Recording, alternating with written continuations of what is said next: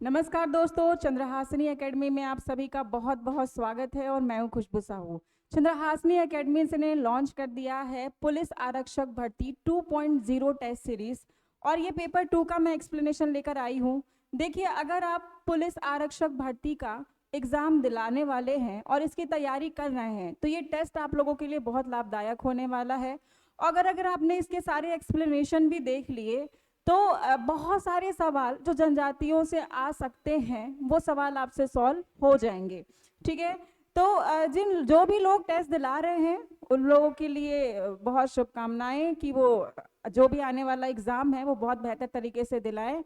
और जो नहीं दिला रहे हैं मैं कहना चाहूँगी उनको कि प्लीज़ आप टेस्ट को ज्वाइन कीजिए। अभी केवल 2 ही टेस्ट हुआ है, अभी बहुत सारे टेस्ट बचे हुए हैं जिसमें आप बेहतर परफॉर्म कर सकते हैं। किसी भी एग्ज़ाम को दिलाने के लिए जो सबसे इम्पोर्टेंट चीज़ होता है वो होता है टेस्ट।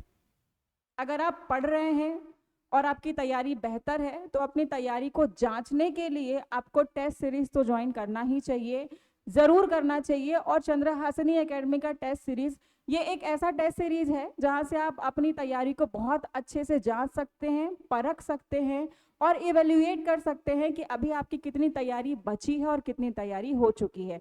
टेस्ट दिलाने में कहीं ना कहीं आपको कॉन्फिडेंस भी आता है और आप बार बार जब टेस्ट दिलाते हो तो वो जो फियर होता है, एग्ज़ाम फियर, वो भी दूर हो जाता है।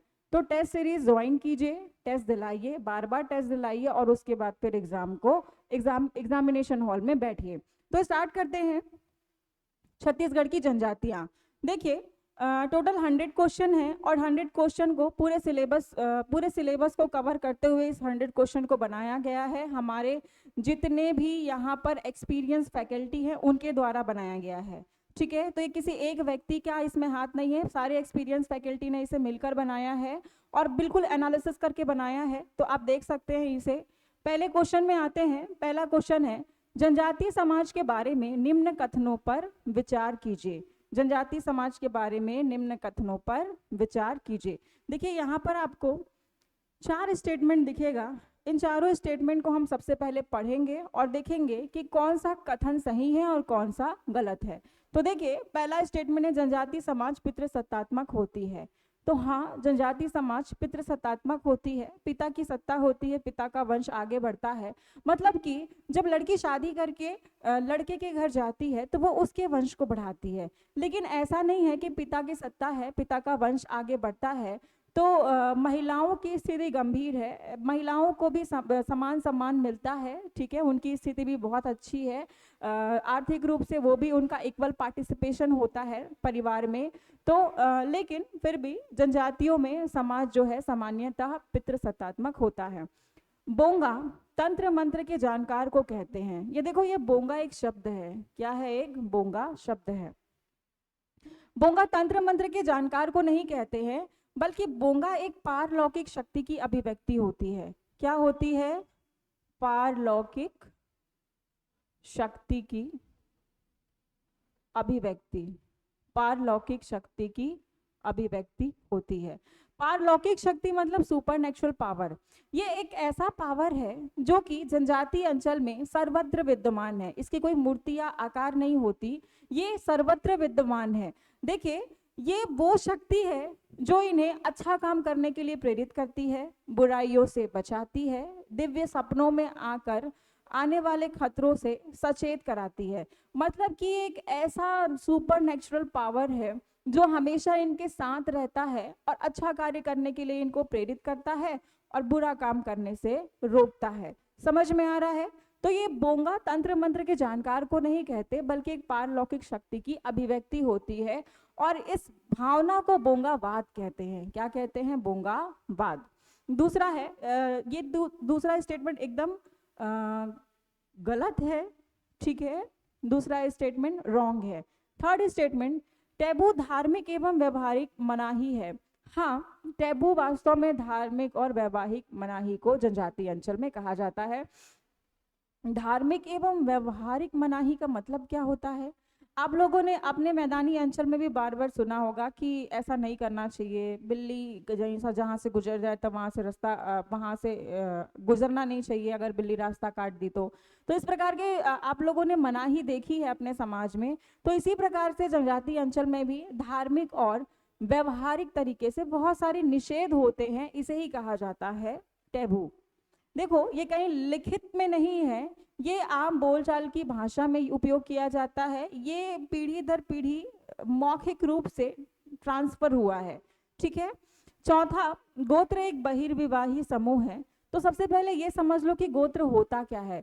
तो गोत्र उन लोगों के समूह को कहा जाता है जिसका वंश क्रम एक मूल पुरुष पूर्वज से अटूट क्रम में जुड़ा होता है। तो गोत्र एक ऐसी व्यवस्था है जहां पर सभी व्यक्ति एक ही व्यक्ति के एक ही पूर्वज के संतान होते हैं। समझ में आ रहा है? तो एक ही पूर्वज के संतान होते हैं, इसीलिए गोत्रों में एक ही गोत्र में विवाह वर्जित होता है। इसलिए ये स्टेटमेंट भी करेक्ट है कि गोत्र एक बहिर्विवाही समूह है। तो इसका करेक्ट आंसर क्या हो जाएगा? इसका करेक्ट आंसर हो जाएगा 1, 3 and 4, option number C. Clear है? चलो ठीक है, अब आ जाते हैं हम अपने अगले क्वेश्चन में। अगला क्वेश्चन है, निम्नलिखित में से अनुसूचित जनजाति को विशेष रूप से कमजोर जनजाति घोषित करने के आधार में कौन सा शामिल है? तो यहाँ पर सवाल में ये पूछा जा रहा है कि अगर किसी भी जनजाति को विशेष रूप से कमजोर जनजाति समूह घोषित करना है राष्ट्रपति को, तो क्या आधार होने चाहिए? तो 4 बेसिक आधार होनी चाहिए। 4 बेसिक आधार में हम देखते हैं कि यहाँ पर कौन कौन से आधार दिए हैं और कौन से आधार नहीं दिए हैं। तो देखो, सबसे पहला आधार है कि उस जनजाति की या तो जनसंख्या स्थिर हो चुकी है या तो लगातार घटती जा रही है। जनजाति की जनसंख्या या तो स्थिर हो चुकी है या तो लगातार घटती जा रही है। दूसरा क्राइटेरिया है, उनमें न्यूनतम साक्षरता दर है, मतलब कि उनकी साक्षरता दर 50% से भी कम है। इसके अलावा उनकी जो कृषि का तकनीक है वो पूर्व है, मतलब कि तकनीक से पूर्व की कृषि प्रणाली है। ये लोग आज भी अस्थायी कृषि करते हैं। कैसी कृषि करते हैं? अस्थायी कृषि करते हैं। और इसमें चौथा क्राइटेरिया है, आर्थिक रूप से ये पिछड़े हुए हैं। आर्थिक रूप से पिछड़े हुए हैं। इसमें ये क्राइटेरिया तो नहीं है कि ये लोग दुर्गम क्षेत्रों में निवास करते हैं। किसी भी जनजाति को अनुसूचित जनजाति घोषित किया जा सकता है, इसके लिए ये आधार है कि ये लोग दुर्गम और पहाड़ी क्षेत्रों में निवास करते हैं। लेकिन अब देखो, ये अनुसूचित जनजाति तो है ही ना, उसके लिए तो ये क्राइटेरिया है ही। इसके अलावा अगर किसी अनुसूचित जनजाति को विशेष रूप से कमजोर जनजाति समूह के रूप में घोषित करना है तो उसके लिए 4 क्राइटेरिया है। उनकी जनसंख्या या तो स्थिर हो गई है या तो लगातार घटती जा रही है, उनमें न्यूनतम साक्षरता दर है, वो तकनीक से पूर्व की कृषि प्रणाली यूज करते हैं, मतलब आज भी अस्थायी कृषि करते हैं, और इसके अलावा वो आर्थिक रूप से पिछड़े हुए हैं। तो ये 4 मुख्य क्राइटेरिया है। तो ये 2 क्राइटेरिया रॉन्ग है। तो हमारा करेक्ट आंसर भी क्या हो जाएगा? Option number C. ठीक है। अगला क्वेश्चन, मेडिसिन मैन किस जनजाति को कहा जाता है? देखो, मेडिसिन मैन पहले ऑप्शन पढ़ लेते हैं। ए कमार, बी बैगा, सी बूंजिया और डी हलबा। बैगा जनजाति मैकल रेंज में निवास करती है, मैकल श्रेणी में। विशेष तौर पर ये कबीरधाम जिले में निवास करती है। वैसे तो ये राजनांदगांव से पूरे एमसीबी तक निवास करती है। ये जो जनजाति है, ये बैगा, नाम ही देख लो ना, बैगा किसको कहते हैं आप लोग? जो लोग औषधि के जानकार होते हैं, जो लोग झाड़ फूक करते हैं, झाड़ फूक करके बीमारियों का इलाज कर देते हैं। तो चूंकि ये लोग औषधि के जानकार होते हैं, ओझा का कार्य करते हैं, इसीलिए इन्हें क्या कहा जाता है? मेडिसिन मैन कहा जाता है। ठीक है, चलो आगे बढ़ते हैं। अगला सवाल, निम्न में से कौन सा, आई थिंक थोड़ा ज्यादा बढ़ गए, हाँ, क्वेश्चन नंबर 4, बस्तर भूषण किसकी रचना है? यहाँ पर ऑप्शन दिया गया है। Option number A Verrier Elwin, B Kedarnath Thakur, C Lala Jagdalpuri और डी जॉर्ज ग्रियर्सन। बहुत अच्छा सवाल है। अगर आपको बस्तर के बारे में जानना है तो आप ये किताब को बिल्कुल प्रेफर कर सकते हैं। इसका करेक्ट आंसर है option number B, Kedarnath Thakur के द्वारा बस्तर भूषण लिखा गया है। तो इसका करेक्ट आंसर है option number B, Kedarnath Thakur. Kedarnath Thakur. अगला सवाल, निम्न में से कौन सा विवाह पद्धति से सुमेलित नहीं है? मतलब कि आपको यहाँ पर ऑप्शंस में एक तरफ विवाह के नाम दिए गए हैं और दूसरी तरफ उसको एक्सप्लेन किया गया है। तो देखिए यहाँ पर कौन सा मैच नहीं है। ऑप्शन नंबर ए, चरघिया सेवा विवाह। हाँ बिल्कुल, चरघिया गोंड जनजाति अंचल में सेवा विवाह को चरघिया कहते हैं। सेवा विवाह क्या होता है भाई?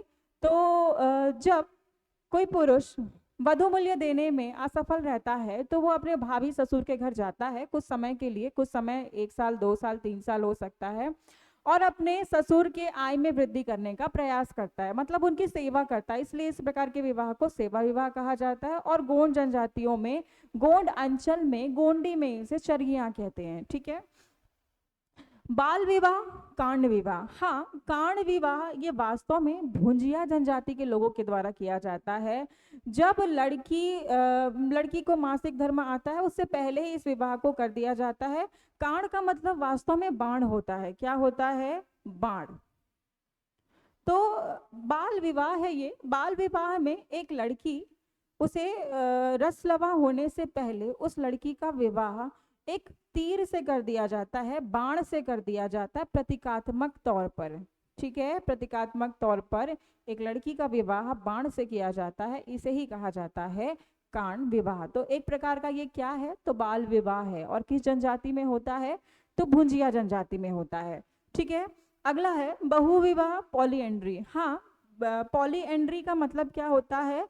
बहुपति विवाह। पॉलीएंड्री का मतलब होता है बहुपति विवाह। तो ये जो विवाह है ये एक प्रकार का क्या विवाह है? तो बहुविवाह है। अब अगला है विधवा विवाह। विधवा विवाह को बिथेर कहते हैं? नहीं, विधवा विवाह को बहुत सारे नाम से जाना जाता है। अरऊतो, हल्दी पानी, चूरी पहनाई, इन सभी नामों से जाना जाता है विधवा विवाह को।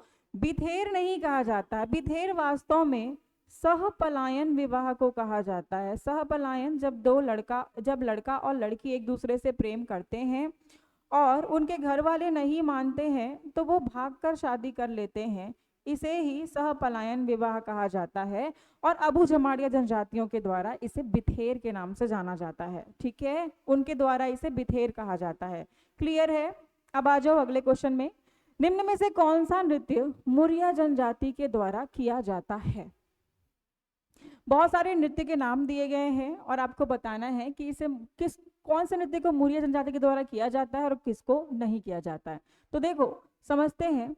सबसे पहला है पुष्कुलांग नृत्य। पुष्कुलांग नृत्य हाँ किया जाता है। पुष मतलब पौष का माह और कुलांग का मतलब डंडा। तो मुरिया जनजाति के लोगों के द्वारा इस नृत्य को पौष के माह में केवल पुरुषों के द्वारा किया जाता है, हाथ में डंडा लेकर। तो हाँ, इस नृत्य को किया जाता है मुरिया जनजाति के द्वारा।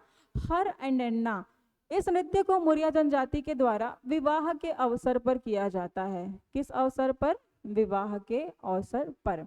डिटोंग, ये वास्तव में गेड़ी डांस है। गेड़ी डांस को ही डिटोंग कहा जाता है। अगेन इस डांस को पुरुषों के द्वारा किया जाता है। इसमें पुरुष जो हैं वो शारीरिक कुशलता का प्रदर्शन करते हैं। शारीरिक कुशलता का प्रदर्शन करते हैं का मतलब ये लोग गेड़ी में चढ़ते हैं और नृत्य करते हैं, इसीलिए इसे गेड़ी नृत्य भी कहते हैं। दमनच, ये जो दमनच नृत्य है ये नहीं किया जाता है मुरिया जनजाति के द्वारा। वास्तव में ये कोरवा जनजाति के लोगों के द्वारा किया जाता है विवाह के अवसर पर। ठीक है, और इसे जनजातियों में सबसे भयावह नृत्य कहा जाता है। क्या कहा जाता है? सबसे भयावह नृत्य कहा जाता है। मांद्री नृत्य, हाँ मांद्री नृत्य अगेन मुरिया जनजाति के लोगों के द्वारा किया जाता है। ये मुख्य डांस ऑफ घोटुल है। मुख्य नृत्य कहाँ का? तो घोटुल का। घोटुल मुरिया जनजाति के युवा गृह को कहते हैं और घोटुल का मुख्य नृत्य है मांद्री। तो यहाँ पर आप देख सकते हैं कि 1, 2, 3 और 5 ये सभी के सभी डांस मुरिया जनजाति के लोगों के द्वारा किया जाता है। तो इसका करेक्ट आंसर हो जाएगा ऑप्शन नंबर डी, 1, 2, 3 और 5। चलो आगे बढ़ते हैं। अगला सवाल, कोसी घोटुल, कोसी घोटुल के बालक सदस्य को क्या कहा जाता है? देखिए ये जो कोसी घोटुल है, ये कोसी घोटुल अबू जमाड़िया जनजाति के युवा गृह को कहा जाता है। युवा गृह क्या होता है भाई?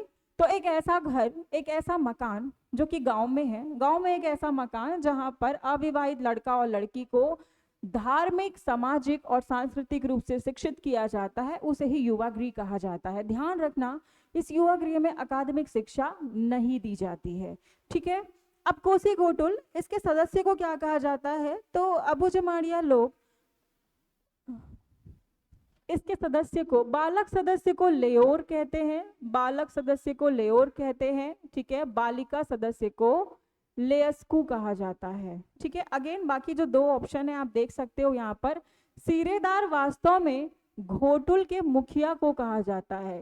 किसके मुखिया को कहा जाता है? घोटुल, जो कि मुरिया जनजाति के लोगों का युवा गृह है। और बेलोसा, ये कौन है? पुरुष मुखिया है। कौन है? पुरुष मुखिया है। और ये है महिला मुखिया, ये महिला सदस्य है, नहीं महिला मुखिया है, महिला मुखिया है बेलोसा, ठीक है। देखो ये सवाल आता है, आप लोगों को पता होना चाहिए कि कोसी घोटुल अबू जमाड़िया जनजाति का युवा गृह है। यहाँ पर बालक सदस्य को लेयोर और बालिका सदस्य को लेयूर के नाम से, लेस्कू के नाम से जाना जाता है। वहीं पर अगर मुरिया जनजाति के घोटुल की बात करें तो घोटुल में मुखिया को, पुरुष मुखिया को सीरेदार, बालिका मुखिया को, महिला मुखिया को बेलोसा, पुरुष सदस्य को चेलिक और बालिका सदस्य को मुटियारिन के नाम से जाना जाता है, ठीक है। तो ये आप लोगों को ध्यान में रखना है। अगेन सवाल में आ जाते हैं, बालक सदस्य को क्या कहा जाता है? तो लेयोर कहा जाता है। क्या कहा जाता है? लेयोर कहा जाता है। अगला सवाल, रहस्य लोक नाट्य के आयोजन में सामान्यतः किस जाति के लोगों के द्वारा मूर्ति निर्माण का कार्य किया जाता है? अच्छा, ये क्वेश्चन नंबर 16 हो गया, हमें 8 में जाना है, ठीक है। ये हम डील करेंगे, आगे डील करेंगे, पहले क्वेश्चन नंबर 8 में पहुंच जाते हैं, है ना। यहां से हम अगला सवाल पढ़ते हैं। देखो, देवी शीतला का निवास किस वृक्ष में माना जाता है? तो देखिए यहाँ पर ऑप्शन दिया गया है, ए बांस तना, बी साजा तना, सी महुआ तना और डी शीशम तना। तो देवी शीतला का निवास जो है वो महुआ तना में माना जाता है। कहाँ माना जाता है? तो महुआ तना में। तो इसका करेक्ट आंसर क्या हो जाएगा? तो इसका करेक्ट आंसर हो जाएगा ऑप्शन नंबर सी।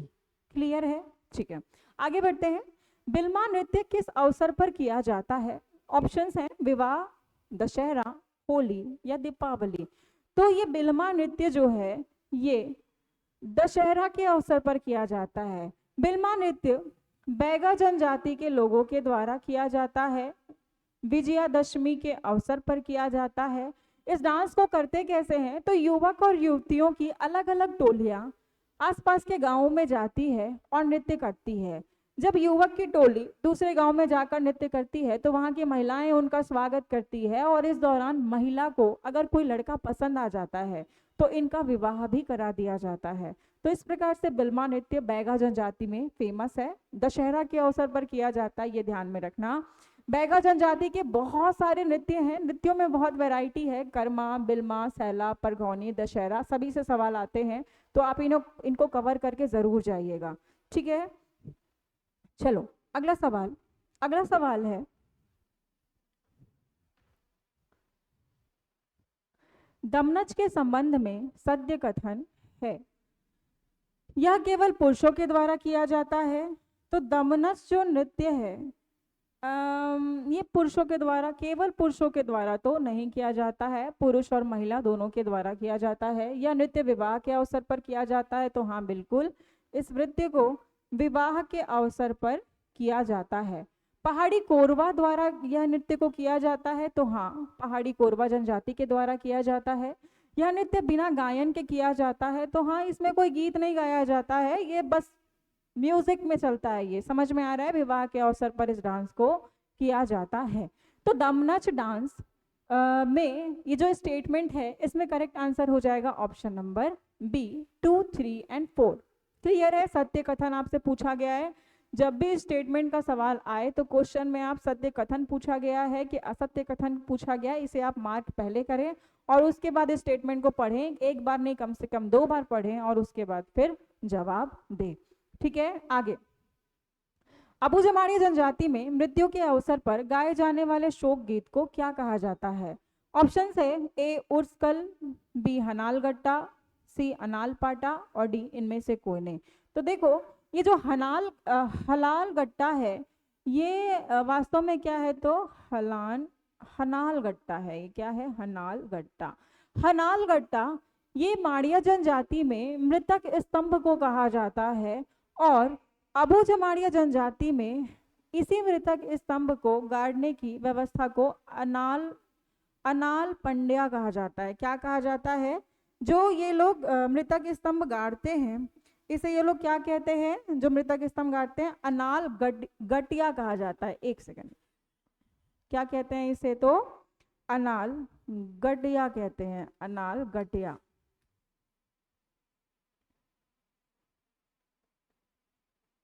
अनाल गटिया।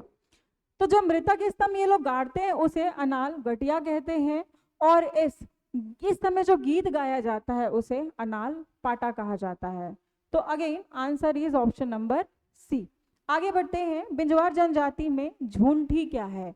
झूंठी, देखो इसमें ऑप्शन दिया गया है कि ये एक वाद्य यंत्र है, गोदना है, गोत्र का नाम है या प्रमुख भोजन है। तो ये वास्तव में एक प्रकार का गोदना है। वास्तव में ये एक प्रकार का गोदना है जो कि बिंजवार जनजाति के लोगों के द्वारा किया जाता है। उनके मतलब उनकी बॉडी में ये लोग अपने झूठी टाइप का गोदना ये लोग गुदवाते हैं। ठीक है, चलो अगले सवाल में आ जाते हैं।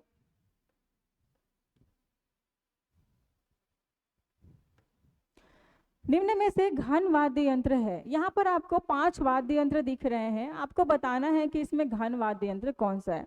तो सबसे पहले ये पता होना चाहिए कि घन वाद्य यंत्र किसे कहते हैं। तो घन वाद्य यंत्र वो वाद्य यंत्र होता है जिसमें वाद्य यंत्र की 2 बॉडी होती है, ठोस बॉडी होती है। इसे जनरली पीतल का बनाया जाता है, कांसे का बनाया जाता है, इस प्रकार से इनकी बॉडी होती है और ये एक दूसरे की बॉडी से ही इसे आघात करके बजाया जाता है। क्या करके बजाया जाता है? आघात करके। तो देखो मांदर घन वाद्य यंत्र नहीं है बल्कि ये एक प्रकार का वितत वाद्य यंत्र है जो जनजातीय अंचल का प्रमुख वाद्य यंत्र है। वितत वाद्य यंत्र का मतलब क्या होता है? तो मजबूत खोखले बॉडी में चमड़े को मढ़कर बनाए गए वाद्य यंत्र को वितत वाद्य यंत्र कहते हैं। ये एक मुखी भी हो सकता है और 2 मुखी भी हो सकता है। तो ये जो मांदर है ये 2 मुखी वाद्य यंत्र है। ठीक है। करताल, हाँ करताल एक घन वाद्य यंत्र है। आप लोगों ने तीजन बाई को देखा होगा, वो इस प्रकार से एक हाथ में अपना करताल रखी रहती हैं और करताल और एक हाथ में तंबूरा रखती हैं और उसके बाद फिर कपालिक शैली में पंडवानी का गायन करती है। तो करताल एक घन वाद्य यंत्र है। झांझ भी एक घन वाद्य यंत्र है। आप लोगों ने पूजा के अवसर पर जनरली दशहरे में जब दुर्गा पूजा होता है नवरात्रि में तो आप लोगों ने बड़ा बड़ा झांझ देखा होगा, वो बिल्कुल ऐसे आघात करके बजाते हैं। मोहराली वास्तव में ये मोहराली सुशीर वाद्य यंत्र है। मोहराली किसे कहते हैं? तो बांस गीत में प्रयोग होने वाले 1 मीटर लंबे बांसुरी को कहा जाता है। बांस गीत राउत जाति के लोगों के द्वारा इस गीत को गाया जाता है। इस गीत में स्पेशली मोहराली का प्रयोग किया जाता है जो कि लगभग 1 मीटर लंबा बांसुरी होता है। तो जिस वाद्य यंत्र को फूंक के बजाया जाता है उसे सुशीर वाद्य यंत्र कहा जाता है। अगेन अखुम भी ये भी एक प्रकार का सुशीर वाद्य यंत्र है। तो जानना क्या था भाई आपको? निम्न में से घन वाद्य यंत्र है। तो घन वाद्य यंत्र है 2 और 3 आप लोग को दिख रहा है, करताल और झांझ। ठीक, तो करेक्ट आंसर हो जाएगा ऑप्शन नंबर सी। 14वां क्वेश्चन, सुआ नृत्य में किस वाद्य यंत्र का प्रयोग किया जाता है? ऑप्शन नंबर ए मांदर, बी मोहरी, सी झांझ, डी इनमें से कोई नहीं। तो सुआ नृत्य दिवाली से पहले किया जाता है महिलाओं के द्वारा। दिवाली में गौड़ जनजाति अंचल में गौरा गौरी पर्व मनाया जाता है और इस पर्व को मनाने के लिए चंदा इकट्ठित किया जाता है जिसमें सबसे बड़ा योगदान होता है महिलाओं का। महिलाएं घर घर जाके सुवा नृत्य करती हैं और वहां से उनको गिफ्ट के तौर पर जो भी अनाज और पैसा मिलता है उसी से ही गौरा गौरी विवाह का आयोजन किया जाता है। तो इस नृत्य में किसी प्रकार का वाद्य यंत्र नहीं बजाया जाता है, ये ताली की थाप से इस नृत्य को किया जाता है। किससे किया जाता है? तो ताली की थाप से। इसका करेक्ट आंसर हो जाएगा ऑप्शन नंबर डी, इनमें से कोई नहीं। अगला सवाल, बसदेवा गीत का उपनाम क्या है? देवारी गीत, मधुपीपर गीत, हरबोला या सोहर गीत? इसका करेक्ट आंसर है ऑप्शन नंबर डी, हरबोला। चूंकि बसदेवा गीत को हरबोले समाज के लोगों के द्वारा गाया जाता है, ठीक है, इसलिए इसे हरबोला गीत भी कहते हैं। ये जो हरबोले समाज के लोग हैं ये बुंदेलखंड, उत्तर प्रदेश, बिहार, महाराष्ट्र इन क्षेत्रों में निवास करते हैं और यहाँ बसदेवा गीत गाते हैं। ठीक है, तो ये आप लोग को ध्यान में रखना है कि बसदेवा गीत का उपनाम है हरबोला। ठीक है, अब आ जाओ क्वेश्चन नंबर 16 में। रहस्य लोक नाट्य के आयोजन में सामान्यतः किस जाति के लोगों के द्वारा मूर्ति निर्माण का कार्य किया जाता है? तो देखो, रहस्य लोक नाट्य के आयोजन में, ये रहस्य लोक नाट्य फेमस कहाँ है भैया? तो बिलासपुर अंचल में फेमस है। ठीक है, बिलासपुर अंचल में रहस्य लोक नाट्य स्पेशली फेमस है, या बिलासपुर संभाग कह सकते हैं आप। यहाँ पर ये कृष्ण की रास लीला से संबंधित होता है ना। 7, 9, 10, 11 इस प्रकार से अलग अलग दिन के ड्यूरेशन में इसका आयोजन किया जाता है। रात्रि में किया जाता है इसका आयोजन, जहाँ पर श्री कृष्ण के जन्म से लेकर कंस वध तक की स्टोरी पूरी आपको पिक्चराइज की जाती है। तो इसमें जो मूर्तियां होती है उसे चितेर जाति के लोगों के द्वारा बनाया जाता है। किसके द्वारा बनाया जाता है? तो चितेर जाति के लोगों के द्वारा बनाया जाता है। अगला सवाल, छठ पूजा का आयोजन कब किया जाता है? ऑप्शंस हैं अगहन कृष्ण षष्ठी, माघ शुक्ल षष्ठी, कार्तिक शुक्ल षष्ठी या कार्तिक कृष्ण षष्ठी या कार्तिक शुक्ल षष्ठी। तो इसका करेक्ट आंसर है डी। आप लोगों को पता है कि दिवाली के बाद ही छठ पूजा का आयोजन किया जाता है। तो ये छठ पूजा का आयोजन वास्तव में दिवाली कब मनाया जाता है? तो कार्तिक अमावस्या को मनाया जाता है और उसके बाद छठवें दिन छठी का पर्व मनाया जाता है। ध्यान रखना कि छत्तीसगढ़ सरकार ने इस पर्टिकुलर पर्व में सरकारी छुट्टी घोषित की है। ठीक है, इसलिए छठ पूजा इंपॉर्टेंट है। बड़े भजन का रामनामी मेला का आयोजन किस माह में किया जाता है? ऑप्शन है माघ, फागुन, पौष और चैत्र।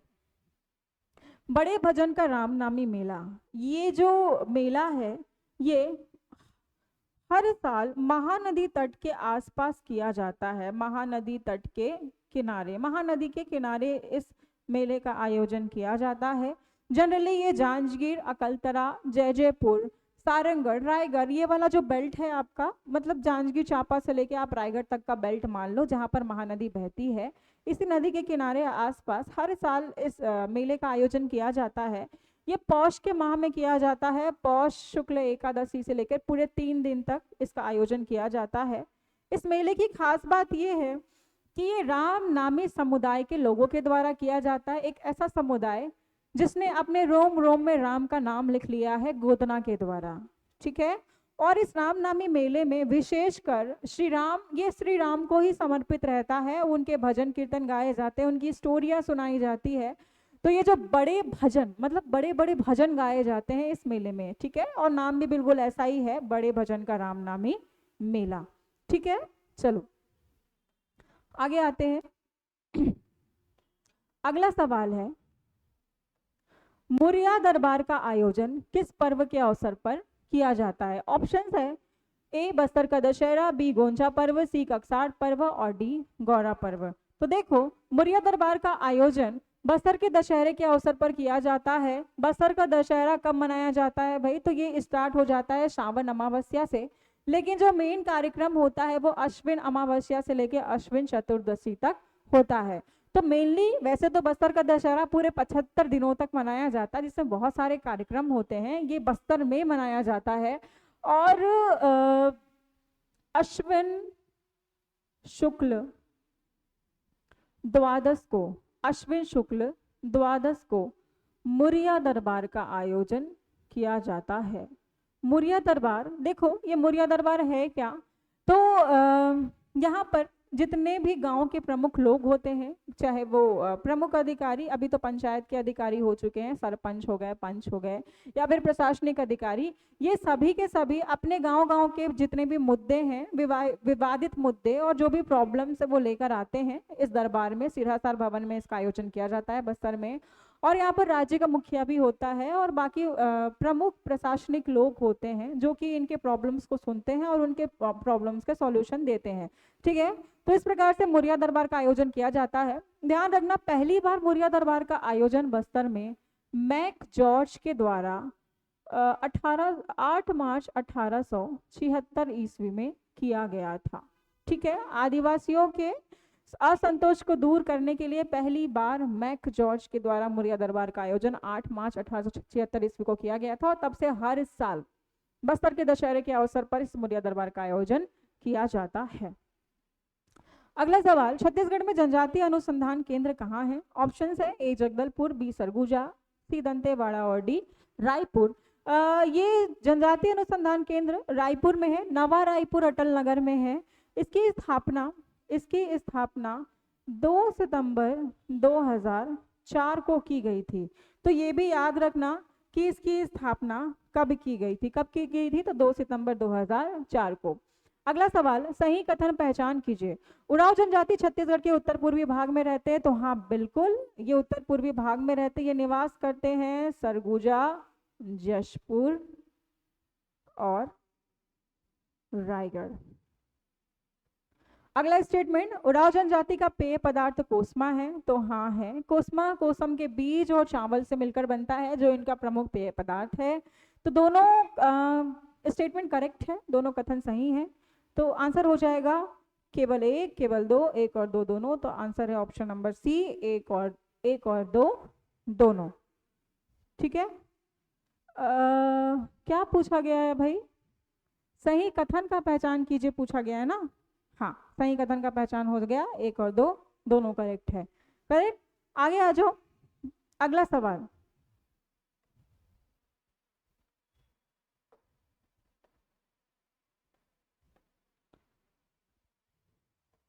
अगला सवाल है, घोटुल का उद्देश्य है ए सामाजिक शिक्षा देना, बी जीवन साथी के चुनाव में सहायक, सी सेवा भाव जागृत करना, या डी ये सभी। तो देखो, घोटुल के उद्देश्य सारे हैं। मैंने आपको पहले भी बताया था कि घोटुल मुरिया जनजाति के युवा गृह को कहा जाता है। ये जो घोटुल है ये वास्तव में गोटुल शब्द का अपभ्रंश है। किसका? गोटुल। और गोटुल का मतलब होता है शिक्षा स्थल। ठीक है, यहाँ पर किस प्रकार की शिक्षा दी जाती है? तो सामाजिक, धार्मिक और सांस्कृतिक शिक्षा दी जाती है। ठीक है, अकादमिक शिक्षा नहीं दी जाती है, ये आपको ध्यान में रखना है। अकादमिक शिक्षा नहीं दी जाती है। ठीक है, तो सामाजिक शिक्षा दी जाती है, जीवन साथी के चुनाव में सहायक भी होती है, क्योंकि लड़का और लड़की दोनों विवाह से पूर्व एक ही स्थान पर शिक्षा ग्रहण करते हैं। तो अगर वो एक दूसरे को पसंद करते हैं तो उनका विवाह भी बाद में करा दिया जाता है, लेकिन जैसे ही इनका विवाह होता है वैसे ही घोटुल से इनकी सदस्यता समाप्त हो जाती है। ठीक है, सेवा भाव जागृत किया जाता है, मतलब कि यही सामाजिक शिक्षा दी जाती है, सभी होता है। तो इसका करेक्ट आंसर है ऑप्शन नंबर डी। अगला सवाल, भरथरी गीत का वाद्य यंत्र है ए मांदर और झांझ, बी टिमकी और ढोलक, सी इकतारा और सारंगी और डी खंजरी। तो इसका करेक्ट आंसर है इकतारा और सारंगी। भरथरी गीत, भरथरी गायन, ये देखो, ये जो भरथरी गीत है छत्तीसगढ़ के मैदानी अंचल में प्रसिद्ध है। ये वास्तव में उज्जैन के राजा भरथरी, उज्जैन के राजा भरथरी और रानी पिंगला के वैराग्य जीवन का इसमें चित्रण किया गया है ना। इनकी स्टोरी बताई गई है कि किस प्रकार से राजा भरथरी जो है रानी पिंगला को बहुत प्रेम करते रहते, बट रानी पिंगला जो है किसी दूसरे पुरुष को प्रेम करने लगती है, तो ये बिल्कुल जोगी बन जाते हैं, अपना राजकाज छोड़ देते हैं और चले जाते हैं। तो इसका ही गायन किया जाता है। इसकी शीर्ष गायिका हमारे बिलासपुर की है, स्वर्गीय सुरुजबाई खांडे जी। ठीक है, इन्होंने भरथरी गायन को देश विदेश तक प्रसिद्ध किया है। इसमें मुख्य तौर पर इकतारा और सारंगी वाद्य यंत्र को बजाया जाता है। ठीक है, अगला सवाल, सोहर गीत कब गाया जाता है? बच्चों को सुलाने के समय, उपनयन संस्कार में, बच्चे के जन्म के समय और इनमें से कोई नहीं। तो सोहर गीत बच्चे के जन्म के समय गाया जाता है। इसके अलावा एक और ध्यान में रखना गीत सधोरी गीत। सधौरी गीत को 7वें माह में गाया जाता है। 7वें माह मतलब कि ये एक प्रकार का महिलाएं के लिए जो गोद भराई का जो रस्म होता है, ये एक प्रकार का गोद भराई रस्म ही है, जिसे छत्तीसगढ़ अंचल में सधौरी कहते हैं। और इस गीत को उसी टाइम गाया जाता है 7वें माह में, 7वें 8वें माह में सधौरी का आयोजन किया जाता है और इस गीत को गाया जाता है। वास्तव में ये सधौरी का मतलब होता है स्त्री की मनोकामना की पूर्ति करना। और स्त्री की मनोकामना क्या है? तो उसका बेटा क्या रहे, सुरक्षित रहे। ठीक है, तो इस प्रकार से इस गीत को गाया जाता है। तो दो गीत आपको ध्यान में रखना है बच्चे के जन्म से संबंधित, एक तो सोहर गीत और दूसरा सधौरी गीत। चलो आ जाते हैं अगले क्वेश्चन में। अगला क्वेश्चन है, सही कथन चुने। बिलासपुर में राउत नाचा की शुरुआत 1978 से हुई थी। ये सवाल बहुत बार पहले भी पूछा गया है और अभी भी ये बिल्कुल इम्पोर्टेंट है।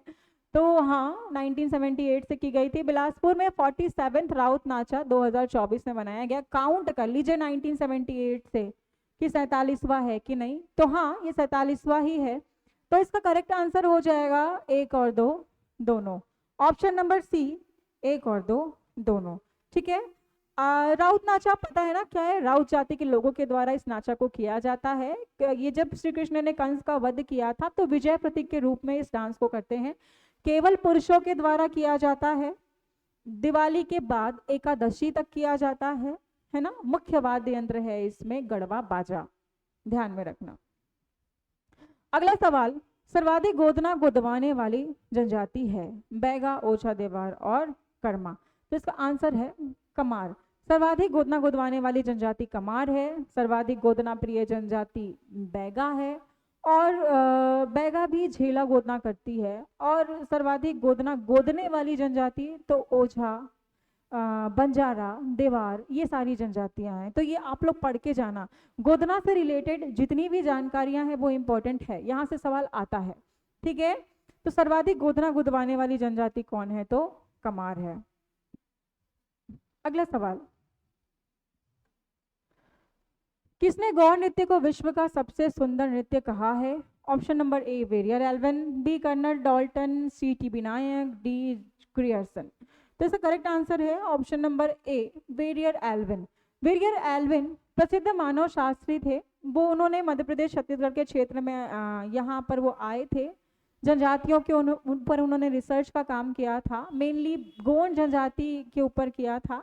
और उनकी कुछ फेमस किताबें हैं, आपको ध्यान में रखना है। इनकी फेमस किताबें अगर मैं बता दूं तो इनकी फेमस किताबें हैं द बैगास, बैगा के ऊपर लिखा है द अगरियास, अगरिया के ऊपर लिखा गया है Muria and their Ghotul, Muria and their ghotul.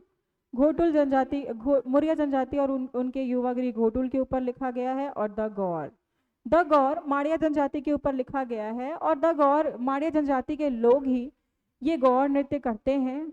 और इस नृत्य को जब उन्होंने देखा तो उन्होंने इस नृत्य को विश्व का सुंदरतम नृत्य कहा। क्या कहा? पूरे विश्व का सुंदरतम नृत्य कहा। ये मैंने इंग्लिश में इसलिए लिखा है क्योंकि ये किताबें इंग्लिश में ही है। ठीक है, चलो आगे बढ़ते हैं। अगला सवाल, सूची 1 को सूची 2 से सुमेलित कर दीजिए। एक तरफ जनजातियों के नाम दिए गए हैं, दूसरी तरफ स्थानांतरित कृषि के नाम दिए गए हैं। तो बैगा जनजाति के द्वारा व्यवहार किया जाता है, अबू जमाड़िया के द्वारा पेदा किया जाता है, गोंडों के द्वारा धारिया किया जाता है और कमार के द्वारा दहिया किया जाता है। इन सभी के द्वारा वास्तव में अस्थायी कृषि किया जाता है और इसी अस्थायी कृषि को इनकी बोली में अलग अलग नाम से जाना जाता है। तो करेक्ट मैच है ए का 3, बी का 2, सी का 1 और डी का 4। Correct answer is option number ए। चलो अगला सवाल, किस जनजाति का आजीविका प्रधान बांस शिल्प का कार्य है? ऑप्शंस है पहाड़ी कोरबा, बी कमार, सी बिरहोर और डी कोरबा। तो बांस शिल्प में निपुण जनजातियां जो भी है सभी ध्यान में रखना। इसमें करेक्ट आंसर तो कमार है। कमार के अलावा कंडरा, धनवार, धनवार, ठीक है, ये धनवार लिख लेना आप, है ना।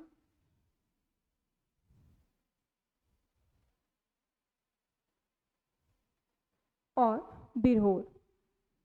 ये सभी जनजातियां बांस शिल्प में निपुण होती है और सभी को आपको याद रखना है।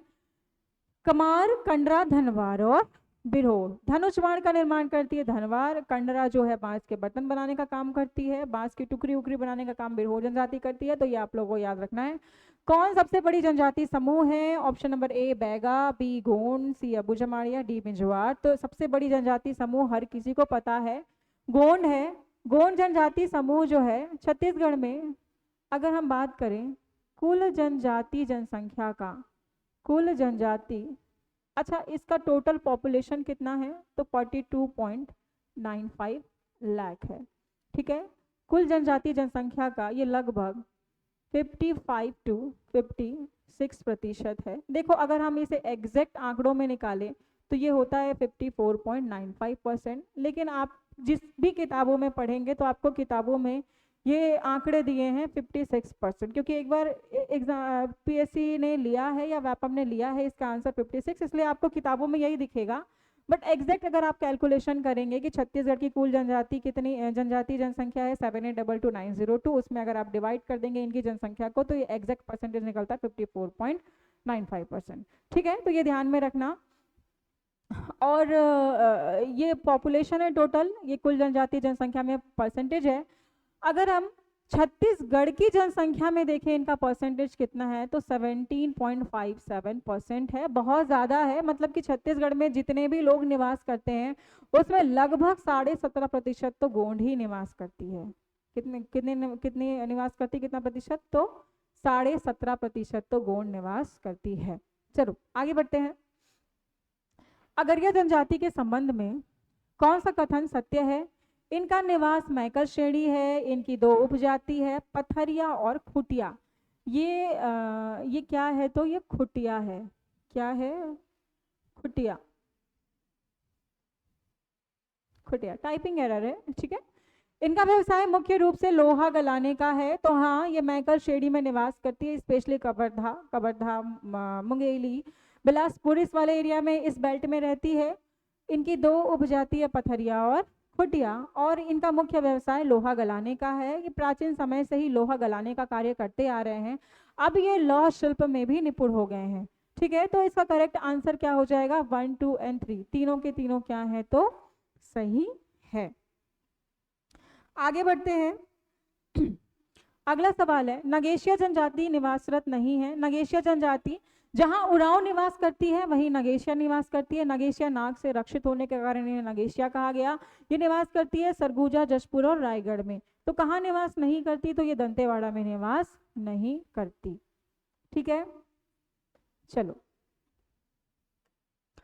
अगला सवाल, छत्तीसगढ़ में जनजातियों के संबंध में कौन सा कथन सही है? छत्तीसगढ़ में 40 प्रकार की अनुसूचित जनजाति पाई जाती है, 43 प्रकार की जनजातियां पाई जाती है। अनुसूचित जनजातियां 161 उप समूहों में विभाजित है। तो देखो अगर इस प्रकार से ऑप्शन आए तो ध्यान रखना कि पहले 42 जनजातियां थी, लेकिन अब 43वां भी बिंजिया जनजाति को भी 43rd शेड्यूल ट्राइब के रूप में माना गया है, पर अभी राजपत्र में ये प्रकाशित नहीं हुआ है। तो जब तक 42 दिखे तब तक आंसर 42 को ही लेना है। लेकिन अगर इस प्रकार से आपको ऑप्शंस भी दिखे जहां पर ऐसा कुछ मिसमैच नहीं है, जैसे कि ऐसा कोई आंसर नहीं है जहां पर केवल 3 सही है लिखा हो, तो यहाँ पर आप क्या लोगे कि 2 और 3 सही है। मतलब कि कितने प्रकार की अनुसूचित जनजाति पाई जाती है? तो 43 प्रकार की अनुसूचित जनजाति पाई जाती है। एंड 43rd अनुसूचित जनजाति है बिंजिया। बिंजिया ये बिंजवार की उपजाति है। किसकी उपजाति है? तो बिंजवार की उपजाति है। सर्वाधिक पुरुष साक्षरता वाला जिला है कितने जिलों में? तो 27 जिलों में पूछा गया है। देखो सर्वाधिक पुरुष साक्षरता वाला जिला कौन सा है भाई? प्लीज बताओ।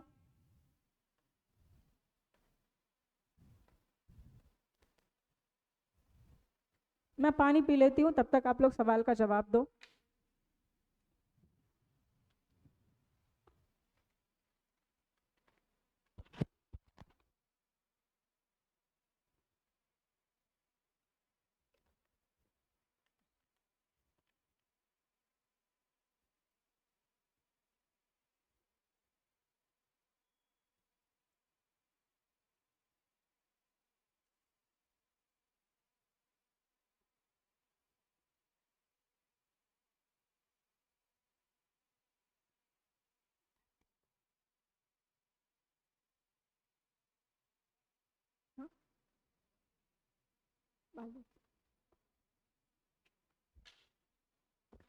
तो मैंने पानी पी लिया है, अब बताओ कि ये कौन सा जिला है, बताइए बताइए।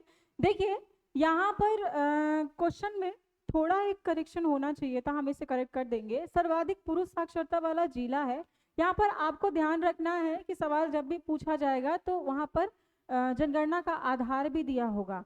तो ये 2011 की जनगणना के आधार पर है। 2011 की जनगणना के आधार पर 27 जिलों को अगर मान के चलें, जब 27 जिलों का गठन किया गया था, तो उसके आधार पर सर्वाधिक पुरुष साक्षरता वाला जिला कौन सा है। तो इसका करेक्ट आंसर है ऑप्शन नंबर ए, बालोद। इसका करेक्ट आंसर क्या है? ऑप्शन नंबर ए, बालोद। ठीक है, चलो आगे बढ़ते हैं। भारत के जनजातीय कार्य मंत्री कौन है? तो भारत के जनजातीय कार्य मंत्री हैं जुएल ओराम। कौन है? जुएल ओराम। ध्यान रखना जनजाति से रिलेटेड सवाल है तो ये भी आ सकता है। अगला सवाल है 28 राज्यों के अनुसार जनजातीय जनसंख्या में राज्यों का क्रम क्या होगा? बहुत ही इंपॉर्टेंट क्वेश्चन है, ये आप सभी को पता होना चाहिए कि क्या कौन सा होगा। तो देखो सबसे ज्यादा जनजातीय जनसंख्या है मध्य प्रदेश में, फिर महाराष्ट्र में है, फिर उड़ीसा में है और उसके बाद छत्तीसगढ़ में। मतलब छत्तीसगढ़ में ट्राइबल पॉपुलेशन की बात करें तो 4th रैंक है। ठीक है, चलो आगे आते हैं। अगला सवाल है 2011 की जनगणना के अनुसार सबसे साक्षर जनजाति है। देखो इसमें ध्यान रखना है, सबसे साक्षर जनजाति हमेशा सवाल आता है। अगर जनसंख्या के आधार पर देखें तो ये उराव है, लेकिन परसेंटेज के आधार पर देखोगे तो ये कौन है? तो हल्बा है। देखो सबसे साक्षर जनजाति हल्बा का प्रतिशत है 76.02%। प्रधान का प्रतिशत है लगभग 70% और उराव जनजाति का प्रतिशत है लगभग 68%। तो यहाँ पर आप देख सकते हैं कि परसेंटेज के तौर पर सबसे ज्यादा प्रतिशत किसका है? तो हल्बा का है। तो सबसे ज्यादा साक्षर जनजाति कौन है? तो हल्बा है। अगला सवाल नोडोरा अलंकरण किस स्थान पर किया जाता है? घर की छत पर, घर की दीवार पर, घर की जमीन पर या घर के आंगन पर? तो देखो ये नोडोरा अलंकरण बस्तर अंचल में फेमस है। ये घर की दीवारों पर किया जाता है। ये गोंड जनजाति समूहों में बहुत ज्यादा प्रचलित है। नोडोरा अलंकरण जब घर बनाया जाता है तो उसी समय ये पेंटिंग किया जाता है। कलरफुल पेंटिंग होती है जो बहुत अट्रैक्टिव होती है, ध्यान रखना। अगला सवाल गहिरा गुरु कौन से समुदाय के थे? कंवर, उराव, बिंजवार या गोंड? तो गहिरा गुरु जो है वो कंवर समुदाय के थे। ऐसे सवाल हमेशा पूछे जाते हैं एग्जाम में और ये कभी भी ओल्ड फैशन नहीं है, ये हमेशा पूछे ही जाएंगे। तो ऐसे सवालों को आपको स्किप नहीं करना है। जो लास्ट ईयर के पेपर है उसके एमसीक्यूज आपको सॉल्व करने हैं, है ना, और वो जितने भी पिछले वर्षों में क्वेश्चन पूछे गए हैं वो भी आपसे सॉल्व होना चाहिए। अगला सवाल है बिरहोर का अर्थ है। बिरहोर का अर्थ ऑप्शंस ए है वंचर, बी है शिकार करने वाला, सी है भूमि खोदने वाला या डी है छिंद पत्तों का कार्य करने वाला। तो बिरहोर कौन है? तो वंचर है। कौन है बिरहोर? वंचर है। इसका करेक्ट आंसर है ये जो बिरहोर है वास्तव में 2 शब्दों से मिलकर बना है, बिर और होर। बीर का मतलब होता है वन और होर का मतलब होता है मानव। ये वन मानव है, वंचर है। विशेष रूप से कमजोर जनजाति समूह के अंतर्गत इन्हें रखा गया है और ये छत्तीसगढ़ के उत्तर पूर्वी क्षेत्रों में निवास करती है। जोड़ी मिलान कीजिए। द अबू जमाड़िया टीबी नायक के द्वारा लिखा गया है, the Madia Gond of Bastar George Grierson के द्वारा, द बेगास वेरियल एल्विन के द्वारा, द बिरहोर एस.सी. रॉय के द्वारा। करेक्ट आंसर क्या हो जाएगा भाई बताओ? तो इसका करेक्ट आंसर है ए का 3, बी का 1, सी का 2, डी का 4। ठीक है, चलो आगे। ये सारे किताब है ना, जनजाति और किताब। अगला सवाल संविधान के किस अनुच्छेद में जनजातियों के लिए विशेष अनुदान की व्यवस्था की गई है? Article 275, 276, 175 and 176। तो इसका करेक्ट आंसर है ऑप्शन नंबर ए, अनुच्छेद 275। आर्टिकल 275 कहता है कि संसद जो है भारत की संचित निधि से अनुसूचित जनजातियों के कल्याण के लिए अनुदान दे सकती है।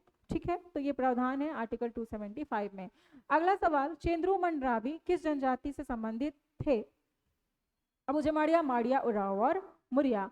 तो चेंद्रू मंडावी इसका करेक्ट आंसर है। ये माड़िया जनजाति के थे। ये तो इन्हें द टाइगर बॉय के नाम से भी जाना जाता है, बहुत फेमस है द टाइगर बॉय। बचपन से ही ये टाइगर के साथ खेले हुए हैं, टाइगर इनके मित्र थे। और इन पर एक मूवी भी बनी है जिसे ऑस्कर अवार्ड मिला है। इस मूवी का नाम है द जंगल सागा। मूवी का नाम क्या है? The jungle saga. ठीक है, ध्यान में रखना है आपको। अगला सवाल, छत्तीसगढ़ में लोकसभा सीट में कितने सीट अनुसूचित जनजातियों के लिए है? तो लोकसभा सीट टोटल 11 है, अनुसूचित जनजातियों के लिए 4 रिजर्व्ड है और एससी के लिए 1 रिजर्व्ड है। ठीक है, तो करेक्ट आंसर है ऑप्शन नंबर डी। अब आ जाते हैं अगले सवाल पे। सूची 1 से सूची 2 की मिलान कीजिए। बिल्मा नृत्य बैगा जनजाति के द्वारा किया जाता है। बिल्मा नृत्य किसके द्वारा किया जाता है? तो बैगा के द्वारा। परब नृत्य धुरवा जनजाति के द्वारा, धुरवा को ही परजा भी कहा जाता है, ध्यान रखना। दमन नृत्य कोरवा के द्वारा और बालतोड़ नृत्य मुरिया जनजाति के द्वारा। ये मड़ई का नृत्य है। अंगादेव की आराधना में इस नृत्य को करते हैं। दमनच में पहले भी बता दी हूँ कि विवाह के अवसर पर किया जाता है। ये एक प्रकार का सैन्य नृत्य है, ध्यान रखना। और बिल्मा नृत्य के बारे में भी मैं बता चुकी हूँ, दशहरे के अवसर पर किया जाता है। तो करेक्ट आंसर है ऑप्शन नंबर ए 1 2 3 4। अगला सवाल, किस जनजाति के रसोई घर का नाम लाल बंगला होता है? तो भुंजिया जनजाति के रसोई घर का नाम लाल बंगला होता है। भुंजिया जनजाति के लोगों का घर में एक पृथक मकान होता है जिसे लाल रंग से पोता जाता है। ये जो पृथक कमरा होता है ये रसोई होता है जहाँ इनके देवी देवताओं का निवास माना जाता है और इसे ही लाल बंगला कहा जाता है। तो इसका करेक्ट आंसर है ऑप्शन नंबर डी भुंजिया। जनजातियों में वधु मूल्य को क्या कहा जाता है? ऑप्शन ए सुख, ऑप्शन बी खर्ची, ऑप्शन सी दहेज, ऑप्शन डी ए और बी दोनों। तो सुख भी कहा जाता है, खर्ची भी कहा जाता है। इसके अलावा गोंड जनजाति में इसे ही पारिंग धन कहा जाता है, पारिंग धन कहा जाता है। ये तीनों टर्मिनोलॉजी याद रखना है। करेक्ट आंसर है ए और बी दोनों। गीती ओना किस जनजातियों का युवा गृह है? तो जनजातियों के युवा गृह को बिल्कुल याद करके जाना भाई। इसमें ऑप्शन है भुजिया, परजा, बिरहोर या उराव। इसका करेक्ट आंसर है बिरहोर। बिरहोर जनजाति के युवा गृह को गीतू ओना कहा जाता है। ठीक है, अगला सवाल, कोसमा किससे प्राप्त किया जाता है? कोसम के बीज से, पके चावल से, सल्फी वृक्ष से और ए और बी दोनों से। देखो कोसमा पेय पदार्थ उराव जनजाति का पेय पदार्थ है। मैंने पहले बताया था कि कोसम के बीज और चावल से बनाया जाता है। किससे बनाया जाता है? कोसम के बीज और चावल से बनाया जाता है। 2011 की जनगणना के अनुसार 2011 की जनगणना के अनुसार सर्वाधिक जनजातियों की जनसंख्या किस जिले में है? 27 जिलों के आधार पर अगर आप देखेंगे तो सर्वाधिक जनसंख्या है जशपुर की, उसके बाद है बस्तर और देन उसके बाद है रायगढ़। ये सीक्वेंस ध्यान में रखना कि मैक्सिमम पॉपुलेशन कहाँ है। ठीक है, क्लियर है? ठीक,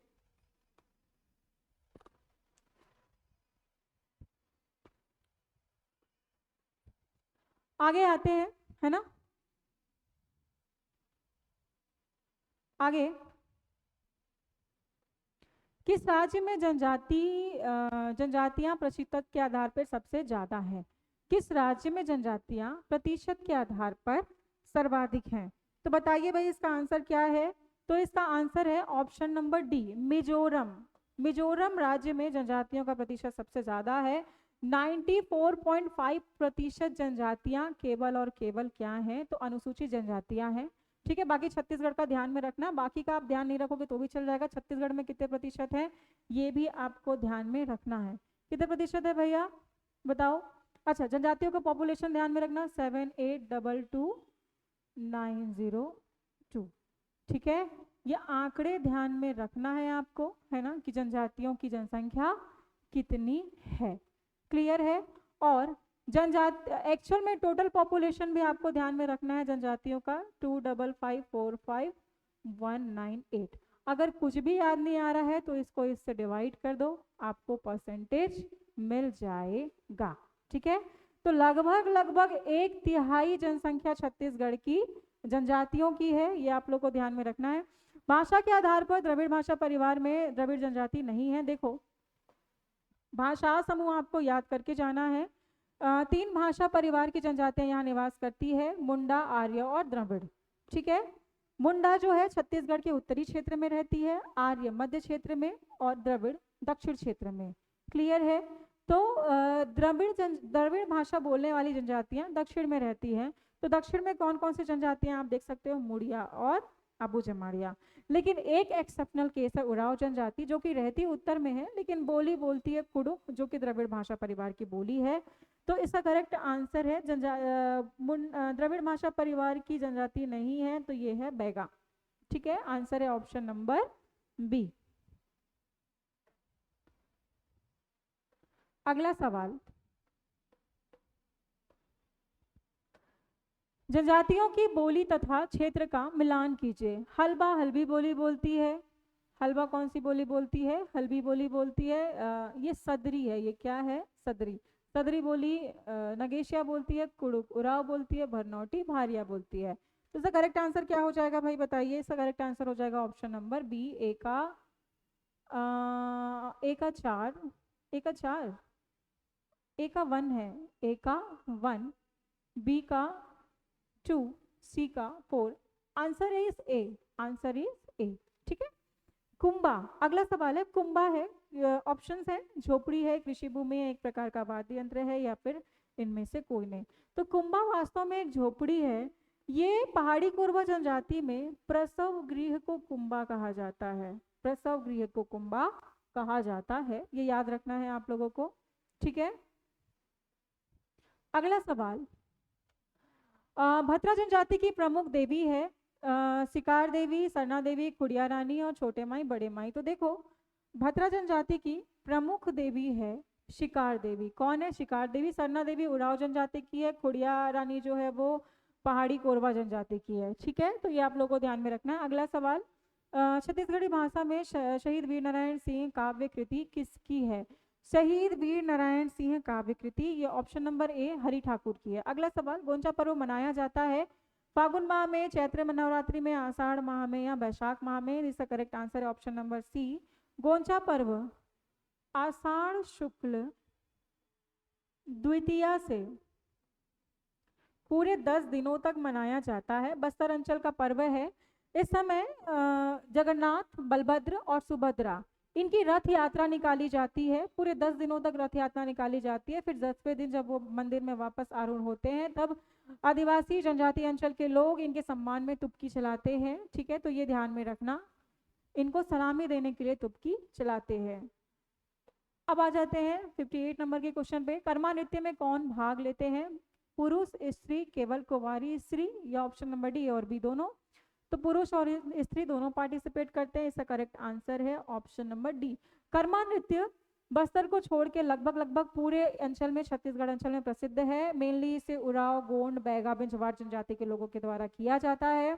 भादों के माह में इस डांस है ना ये, हाँ, डांस जो है दशहरे के बाद हमेशा कर सकते हैं, वर्षा ऋतु के आगमन तक। वर्षा ऋतु में इस डांस को जनरली नहीं करते हैं। ठीक है, चलो। सैन्य नृत्य कौन सी जनजाति के लोग करते हैं? मैंने अभी जस्ट बताया, सैन्य नृत्य जो है वो धुरीवा जनजाति के लोगों के द्वारा किया जाता है। इस नृत्य को क्या कहा जाता है? तो परब नृत्य कहा जाता है। अगला सवाल, गुंडाधुर किस जनजाति के थे? गुंडाधुर जो है वो नेतानार के जमींदार थे। कौन थे? नेतानार के जमींदार। और बस्तर अंचल में 1910 में जब भूमकाल विद्रोह हुआ था तो उसका नेतृत्व किए थे। ये कौन सी जनजाति के थे? तो ये धुरवा जनजाति के थे। कौन सी जनजाति के थे? धुरवा जनजाति के थे। अगला सवाल, कथा निकालने का कार्य किस जनजाति के द्वारा किया जाता है? ए खुड़िया, बी मांझी, सी खैरवाड़ और डी सौरा। तो कथा निकालने का कार्य खैरवाड़ जनजाति के लोगों के द्वारा किया जाता है। ध्यान रखना, सौरा जनजाति के लोग सांप पकड़ने का काम करते हैं। मांझी ये मुखिया को कहा जाता है, परगने के मुखिया को कहा जाता है। ठीक है। खुड़िया जनजाति के द्वारा नहीं किया जाता है। ठीक है, खड़िया जनजाति होती है, खुड़िया नहीं होती, खड़िया जनजाति होती है। क्लियर है? ठीक है। तो रानी पाटा क्या है? ये एक प्रकार का धार्मिक गीत है। अगला सवाल, मड़ई महोत्सव किस समुदाय से संबंधित है? तो ये गोंड समुदाय से संबंधित है। मड़ई महोत्सव जनरली धान की कटाई के बाद मड़ई का आयोजन पूरे बस्तर अंचल में किया जाता है। ठीक है, तो आप लोगों ने सुना होगा पौष के बाद, पौष, माघ, फागुन, ये वाला जो महीना होता है, इस समय मड़ई उत्सव मनाया जाता है जब खलिहान से अनाज जो है घर आ चुका रहता है, उसके बाद ये खुशी का पर्व होता है। ठीक है, तो इसमें स्पेशली मड़ई में देवी देवता, देवी हर गांव से देवी देवता आते हैं और फिर उसके बाद यहाँ पर उनके सम्मान में बहुत सारे नृत्य गीत का आयोजन किया जाता है और मनोरंजन के तौर पर इस मड़ई को मनाया जाता है। ये एक प्रकार के मेले जैसा भी होता है, लेकिन इसका धार्मिक पक्ष बहुत ज़्यादा मजबूत होता है। ठीक है, छिंद से चटाई व टोकरी बनाने का कार्य किस जनजाति के लोगों के द्वारा किया जाता है? ऑप्शन है ए कंडरा, बी धनवार, सी शिकारी और डी कमार।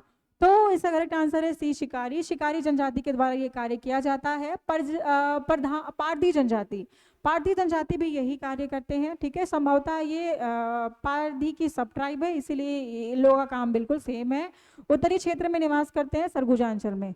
भारत की कुल जनसंख्या के कितने प्रतिशत जनजाति के हैं? भारत की कुल जनसंख्या का जनजाति प्रतिशत है 8.6%। ऑप्शन नंबर सी।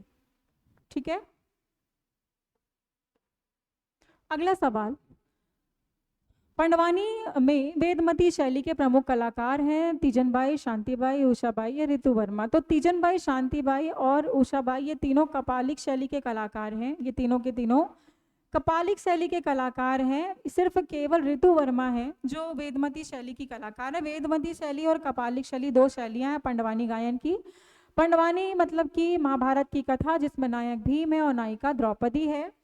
वेदवती शैली में वीर आसन में बैठकर इसका गायन किया जाता है, जबकि कपालिक शैली में स्टेज मंचन होता है, बिल्कुल अभिनय के साथ इसे एक्सप्रेस करके गाया जाता है, इसका रिप्रेजेंटेशन किया जाता है।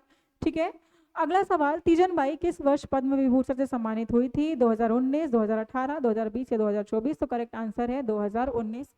ध्यान रखना है कि तीजनबाई को पद्म विभूषण 2019 में मिला था, 2003 में पद्म भूषण से नवाजित हुई थी और 1987 में पद्म श्री अवार्ड मिला था। ठीक है, पंडवानी गायिका है ये, प्रसिद्ध पंडवानी गायिका। लोकगीतों का राजा है ददरिया। कौन सा है? ददरिया। और आगे तो जाना ही नहीं है। ये वास्तव में प्रणय गीत है, प्रेम गीत है, लड़का और लड़की दोनों के द्वारा किसी भी समय गाया जा सकता है। ठीक है, तो ध्यान रखना है कि लोकगीतों का राजा किसे कहते हैं? तो ददरिया को कहा जाता है। सुआ गीत गाया जाता है, कब गाया जाता है भाई सुआ गीत? तो मैंने आपको बताया था अभी, दिवाली से पहले, दिवाली के अवसर पर महिलाओं के द्वारा इस गीत को गाया जाता है और इस नृत्य को किया जाता है। तो इसका करेक्ट आंसर है ऑप्शन नंबर सी। अब आ जाते हैं अगले सवाल पे।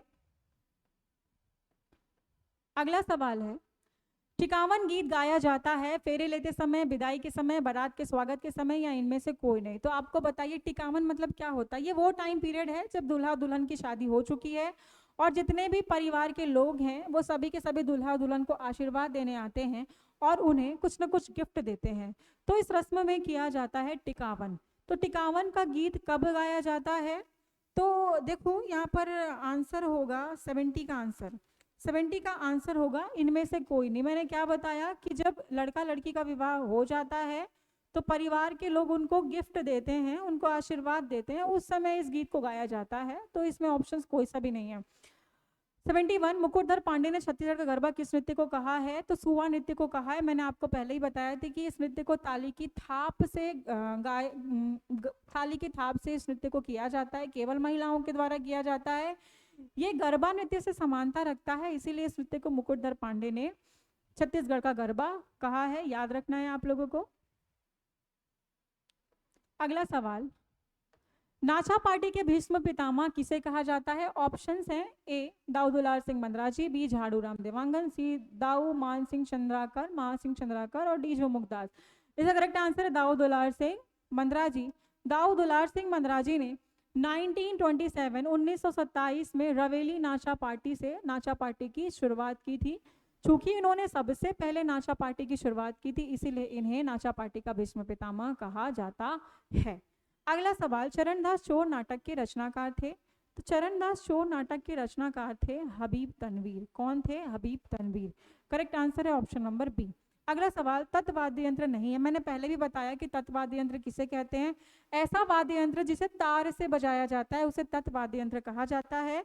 तो कौन सा नहीं है, देखो चिंकारा है, तंबूरा भी है, सारंगी भी है, कौन सा नहीं है, तो नगाड़ा नहीं है, तो इसका करेक्ट आंसर हो जाएगा नगाड़ा। नगाड़ा कौन सा वाद्य यंत्र है, तो वितत वाद्य यंत्र है। अगला सवाल, किस वाद्य यंत्र में 12 सिंघा का सिंह लगा होता है? इसमें ऑप्शंस है मृदंग, धनकुल, सुलुड और गुदुम। तो गुदुम बाजा में लगा होता है 12 सिंघा का सिंह, मतलब कि जंगली भैंसे का सिंह लगा होता है गुदुम बाजा। और ये गढ़वा बाजा साज का मुख्य वाद्य यंत्र है। गढ़वा बाजा 5 वाद्य यंत्रों से बना होता है, जिसमें से एक वाद्य यंत्र गुदुम भी है। ठीक है, तो ये आप लोगों को ध्यान में रखना है, करेक्ट आंसर इज गुदुम। सुशीर वाद्य यंत्र नहीं है, ऑप्शंस है ए सुलिड, तोड़ी, शंख और मंजीरा। देखो सुलिड, तोड़ी और शंख ये तीनों के तीनों सुशीर वाद्य यंत्र है। मंजीरा नहीं है, मंजीरा ये घन वाद्य यंत्र है। कौन सा वाद्य यंत्र है, घन वाद्य यंत्र है। अगला सवाल, कृष्ण जन्माष्टमी किस माह में मनाया जाता है? कुंवर, कार्तिक, बैसाख और भादो। ऑप्शन है भादो। भादो कृष्ण अष्टमी को कृष्ण जन्माष्टमी मनाया जाता है। श्री कृष्ण जी का जन्म उत्सव है और छत्तीसगढ़ अंचल में इस समय आठे कन्हैया का चित्र बनाया जाता है, जहां पर उनकी पूजा की जाती है। वहीं पर दीवार पर आठे कन्हैया की चित्रकारी की जाती है। अगला सवाल, बस्तर की जनजातियों में गाए जाने वाला वीर गीत का नाम है? गोटुल पाटा गीत, हुल्की पाटा गीत, कर्मा गीत या मरम पाटा गीत। तो इसका देखो करेक्ट आंसर है बस्तर की जनजातियों के द्वारा गाया जाने वाला गीत।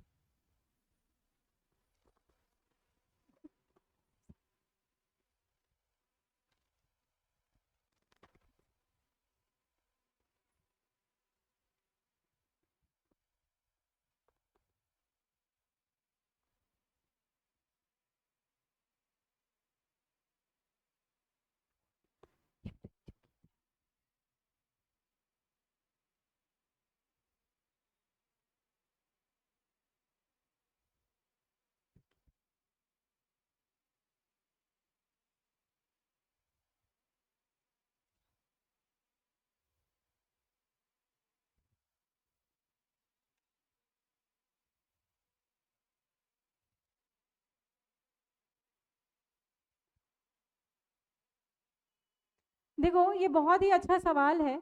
ये सवाल आपने इससे पहले कहीं देखा नहीं होगा। प्लीज आप इसे कमेंट करके जरूर बताइए कि इसका आंसर क्या होगा। ठीक है, कोई आंसर तो आप लोग दे ही सकते हो, क्लियर है? तो चलो इसका आंसर आप लोग कमेंट करके बताओ, है ना, कि बस्तर के जनजातियों के द्वारा गाया जाने वाला वीर गीत कौन सा है। ठीक है, चलो आते हैं अगले आंसर में। यहाँ पर हम ऑडियंस पोल करेंगे, जो सबसे ज्यादा जो आंसर सही देगा वही इसका आंसर होगा। क्लियर है? चलो आगे बढ़ते हैं। अगला सवाल है, सुहा गीत में रस है। सुहा गीत, अगेन सुहा से सवाल है। सुहा बहुत इंपॉर्टेंट है, महिलाओं के द्वारा इस गीत को गाया जाता है, कोई वाद्य यंत्र नहीं बजाया जाता है, श्रृंगार रस के गीत होते हैं। तो श्रृंगार रस में भी ये वियोग श्रृंगार रस है। कैसा श्रृंगार रस है? तो वियोग श्रृंगार रस है, ध्यान रखना। तो इसका करेक्ट आंसर है ऑप्शन नंबर ए। अब चलो अगला सवाल में आ जाते हैं। अगला सवाल है, सुमेलित कीजिए। देखो विवाह संस्कार और उसमें होता क्या है, ये इसका मैच करना है आपको। चूल माटी के विवाह के आरंभ के समय चूल माटी तालाब के किनारे से पवित्र मिट्टी को लाया जाता है, दैट इज चूल माटी। द्वार पूजा कब? तो लाल भाजी खिलाते समय। बारात स्वागत के समय द्वार पूजा किया जाता है। भांवर गीत, भांवर मतलब कि जब वो लोग दूल्हा दुल्हन फेरा लेते हैं तब गीत को गाया जाता है। विदाई गीत, पठौनी मतलब विदाई के समय विदाई गीत गाया जाता है। तो इसका करेक्ट आंसर हो जाएगा, इसका करेक्ट आंसर मैच करके बताइए भाई, ऑप्शन नंबर डी है। ए का 3, बी का 4, सी का 2 और डी का 1। अगला सवाल, पंडवानी में प्रमुख वाद्य यंत्र है। पंडवानी गायन में प्रमुख वाद्य यंत्र तंबूरा, करताल, हारमोनियम या मांदर। तो ये तीनों का तीनों वाद्य यंत्र बजाया जाता है। देखो अगेन मैंने पढ़ने में गलती कर दी, लेकिन आप लोगों को गलती नहीं करना है। कौन सा नहीं है बोला गया है, इस सबसे पहले गोला घेरो। तो कौन सा नहीं है? तो मांदर नहीं है। अगला सवाल, तीजन बाई के बारे में दिए गए कथनों पर विचार कीजिए। कथन पढ़िए पहले, फिर विचार करेंगे। तीजन बाई को पद्मश्री अवार्ड से नवाजा गया है, तो हाँ नवाजा गया है 1987 में। ठीक है, तीजन बाई वेदमती शैली की गायिका है, तो नहीं, कपालिक शैली की गायिका है। पंडवानी को अंतर्राष्ट्रीय ख्याति दिलाने में इनका श्रेय बहुत ज्यादा है, तो हाँ बहुत ज्यादा है। तो ये करेक्ट है और ये करेक्ट है। तो करेक्ट कौन कौन सा? 1 और 3 करेक्ट आंसर है, 1 और 3। अगला सवाल, रवेली नाचा पार्टी के संस्थापक है, मैंने अभी जस्ट बताया आपको इसके संस्थापक कौन है, तो दाऊद उलार सिंह बंदरा जी। इसके संस्थापक कौन है, तो दाऊद उलार सिंह बंदरा जी हैं। सवाल है अगला, किस वाद्य यंत्र में को मुंह से बजाया जाता है, मुंह से मतलब कि फूंक कर बजाया जाता है, सुशील वाद्य यंत्र कौन सा है, तो ये है तोड़ी। कौन सा है, तोड़ी। ठीक है, अगला सवाल,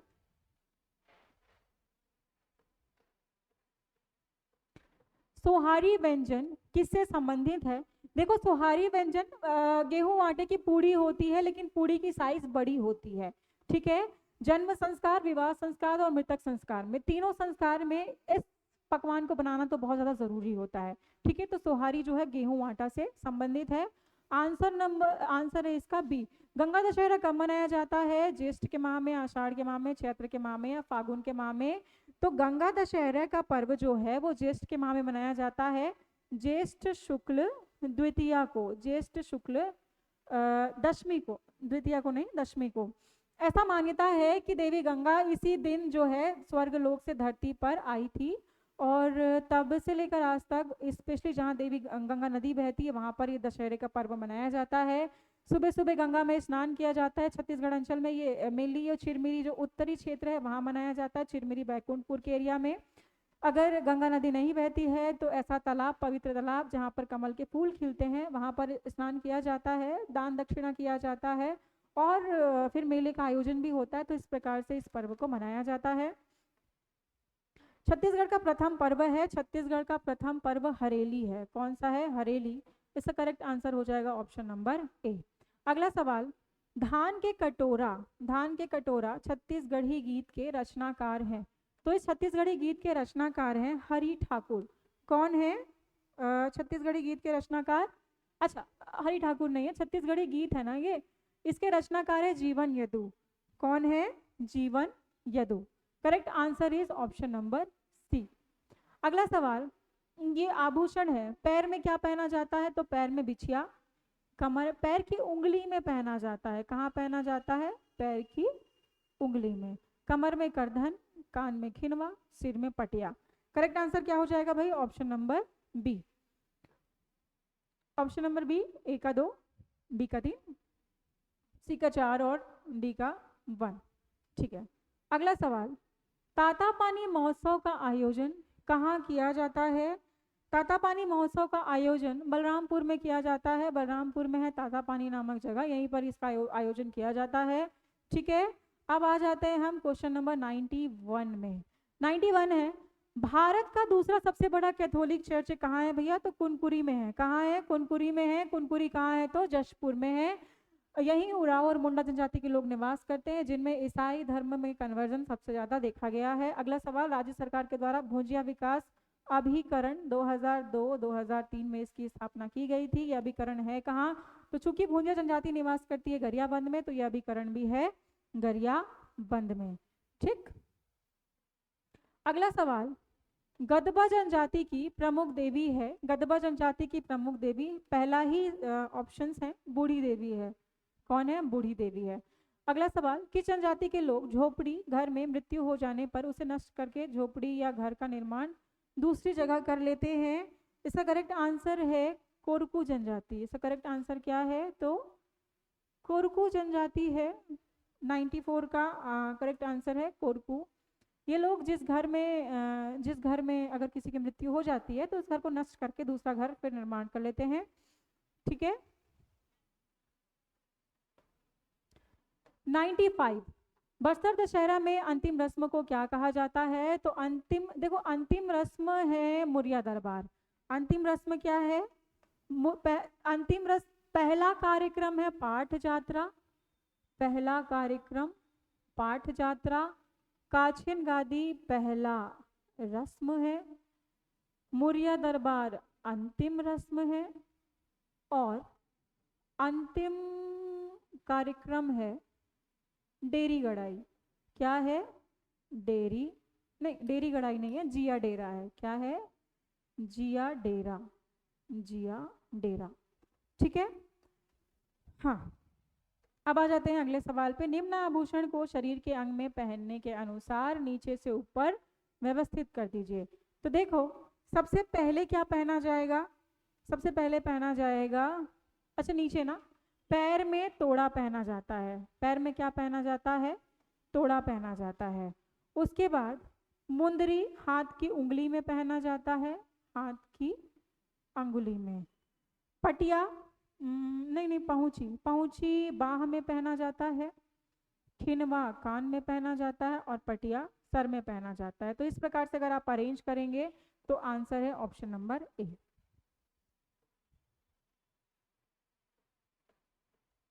अगला सवाल, देखो एक तरफ नाशा पार्टी का नाम दिया गया है और एक तरफ उसके संस्थापक का नाम दिया गया है। रवेली नाशा पार्टी बार बार देखिए कि दाऊ दुलार सिंह मंदरा जी। सोनहा बिहान जो है ये दाऊ महासिंह का है। चिन्हारी नाशा पार्टी ममता का है। रंग छत्तीसा पूनम विराट का है। रंग छत्तीसा किसका है? तो पूनम विराट का है। तो इसका करेक्ट आंसर हो जाएगा ऑप्शन नंबर डी, 4, 1, 2, 3। छत्तीसगढ़ का रहस्य नृत्य के रंगमंच को क्या कहा जाता है? तो बेड़ा या रहस बेड़ा दोनों कहते हैं छत्तीसगढ़ के रंगमंच को। तो इसका करेक्ट आंसर हो जाएगा ए और बी दोनों। अगला सवाल, छत्तीसगढ़ का सर्वाधिक प्रचलित लोक नाट्य है।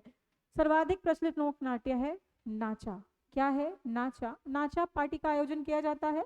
नाचा वैसा ही नाचा है, लोक नाट्य है, फेमस है, छत्तीसगढ़ अंचल में किया जाता है। मराठों ने इस नाचा को लेकर आया था छत्तीसगढ़ अंचल में, ठीक है। निर्जातीय म्यूजियम की स्थापना कब की गई थी? निर्जातीय म्यूजियम जगदलपुर में है। इसकी स्थापना 1971 में की गई थी। तो इस प्रकार से हमने सारे क्वेश्चन सॉल्व कर लिए छत्तीसगढ़ की जनजातियों से रिलेटेड। 100 क्वेश्चन हमने सॉल्व किए हैं। लगभग पूरी जनजातियों को ये टॉपिक को कवर करता है। अगर आपसे ये सारे सवाल बन जाते हैं तो आप बिल्कुल निश्चिंत रहिए, आपसे छत्तीसगढ़ पुलिस आरक्षक के एग्जाम में आने वाले भी सवाल बनेंगे। ठीक है, थैंक यू।